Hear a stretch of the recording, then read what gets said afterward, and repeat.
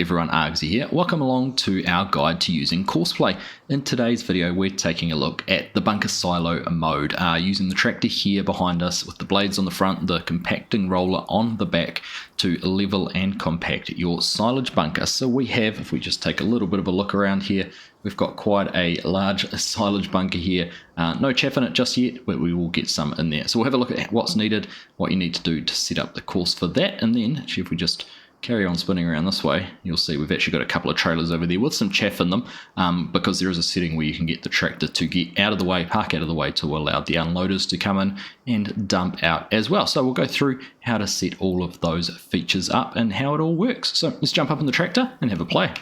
So first things first, we'll bring up our Courseplay window there and we'll just have a quick look. So it's already defaulted to silo work. It's detected the equipment we have on the front and back is used for silage work, for silo compactions and things like that. Now we've got a few settings here which we will go through. The shield height offset is basically what height will the blade on the front or the back, depending where it is, be offset. Now sometimes you might find that there's a little bit of a lip that these blades can get caught on between the ground and your silage bunker, depending how the map was made. So you might be able to adjust that up or down to make sure you don't get caught on that. Now that does go up to half a meter off 50 centimeters or 0.5 of a meter, back down to 0. So you can't go down, you can't have it lower than the tractor. So that's the initial settings. We've got some options here for silo compaction. You can either have it set to compact from whatever it is at the moment up to 99%, and it stops compaction at 99%. It doesn't go all the way to 100.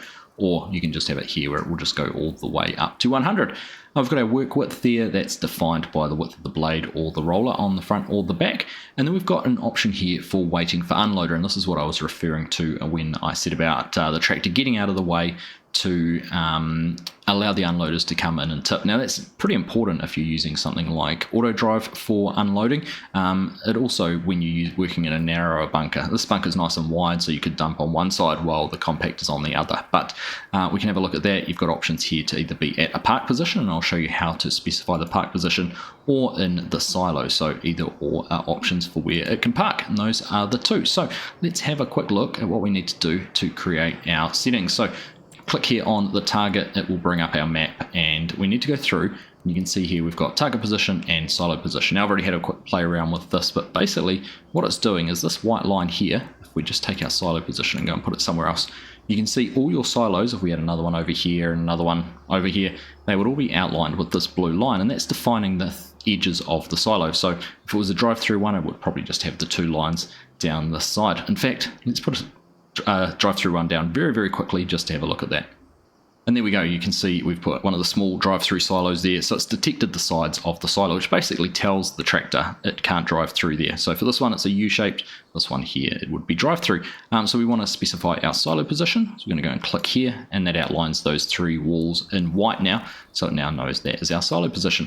Now the second one we've got here is our target position, and this is the position that the tractor will wait at when the unloaders are in there. So if you wanted to be able to drive in and back in everywhere, you could, and you had space, I always put the target just a little bit off to the side, and have the arrow there. The arrow is the way that the tractor would face, so you've got those options. So we've specified those. We've got our target position, our silo position, our direction into the silo. Now I'm going to have this as forwards. The blade is on the front and the compactor is on the back, so we want to be pushing the silage in, or the chaff into the back of the silo, so we'll leave that at forwards. Our options are forwards or reverse. Waiting for unloader, we've talked about that. We're going to have that at park position. And then the stop at 99% compaction, we'll leave that activated, just to, we'll stop there for that.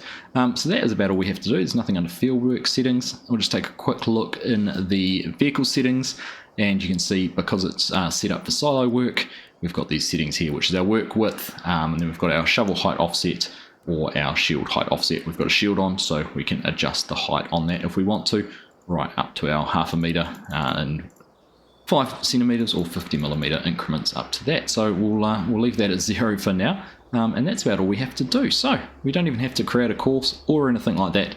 That is all done. Everything is specified and in the correct location. So we're just going to go along and press play, and our work is going to take over now and get things all set up. So look into position, unfold both the blade and the roller. Now, if we just come in here while it's doing that, you can see if we adjust our shield height, that is going to move right up to that half meter off. So you can adjust that as in if you need to avoid anything. We're going to leave that down nice and low. You can see When it gets to the front, it's done the compacting, it's done the pushing, it lifts the blade up and the roller on the back to finish that off. So there we go, that's basically all you need to do to set up the course. It would be the same in either of the two bunkers, and that's going to carry on. So what we're going to do now, we're going to go and jump into one of the trailers and bring a load over, and we'll just watch what happens with the tractor as we do that. So here we are in our unloader. We've got a load of chaff in the background. Now if we get close enough, we're about here, the tractor does have to be in the bunker, it has to sort of detect it. We're just going to wait here for just a second and let it figure out that we're waiting for it. Don't get too close, we'll just wait. But what we should see is in the top right hand corner, we'll get a waiting for unloader, and we'll see the tractor should back over and sort of go over and park in that waiting position. There we go, folds everything up, and we'll go over there and wait for us. So we'll let that do that, we'll get that notification up there to tell us that it's waiting. And there we go, waiting on unloader, so we know what it's doing. We can go over in here and back in. Now the tractor will work, particularly in this bunker because it is nice and wide. It does work across from left to right and then back from right to left, and it does work in the whole bunker. It doesn't just work in one corner or where the chaff is. But let's get ourselves in there, control I to unload the chaff into the back of the bunker. We'll let it a little bit get out, and then we're just going to slowly move forward. I like to try and get it all in the back rather than having a big flat area, but let's just dump that in there. Get that all emptied out, and now we're just going to go and drive, get completely out of the way, and allow it to keep doing its thing. There we go. You see the warning there's disappeared for the waiting for unloader, so we're just going to jump back into that tractor and see what happens.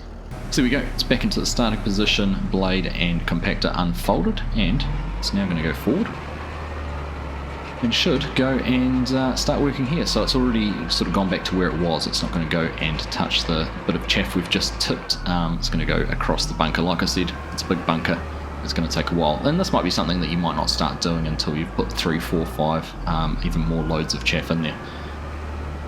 So you can see the way it will maneuver itself across. So we'll let this just work across to the right hand side and then come back and have a look when it starts working on the chaff side. Right, well it's taken us a few minutes to go from one side to the other and then back, but we're now getting to the point where it's going to be interacting here with the chaff. So just spin around a little bit, you can see, there we go, blade is starting to push, the tractor starts to struggle a little bit, get to a point where it will lift that blade up and back out. And it's going to go across and should do that once more on the other side before it starts working its way back. So we should be starting to see a level of compaction. In fact, you can see there it's already 11% up there on the Courseplay window, on its way to 99%. Of course, it wouldn't take long to compact with just the single load of chaff in there, so we'll let this just get backed in there. Then we might go and dump just one more load in and let it carry on doing its job until it gets its 99% compaction.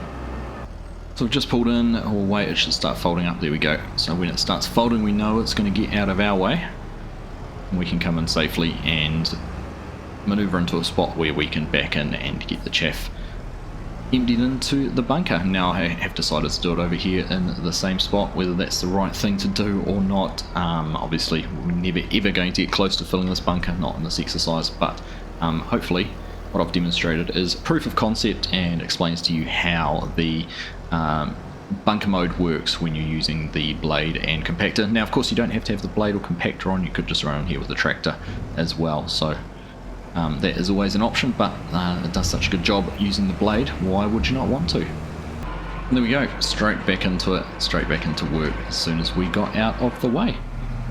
So pretty easy, pretty straightforward, and another big time-saving function. I know that compacting silage can be a little bit of a frustrating task at times, and this does definitely make it a whole lot easier, particularly when you're trying to run a forage harvester or delivering the forage or the chaff, whichever job you're doing. When you're doing it on your own, having a little bit of help here with Courseplay can make things a whole lot easier. Of course, if you're not familiar with using auto drive for the delivering side of things, you could use a forage harvester, you could be using the combine unload mode that we showed previously. You could have 2 forage wagons or trailers on the edge of the field, and you just alternate between one and the other and just turn them on and off as you get there, and they should be able to basically unload the forage harvester or keep the forage harvester moving while you're delivering chaff into the bunker. So plenty of ways that you can be creative and leverage all the different abilities and skills and mechanics that Courseplay does offer